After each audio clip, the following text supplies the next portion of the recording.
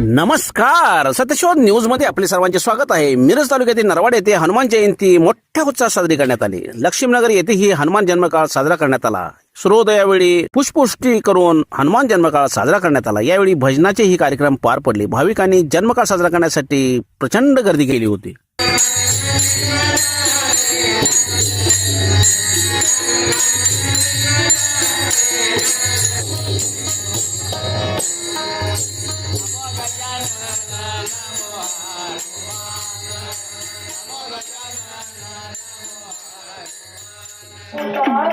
Oh,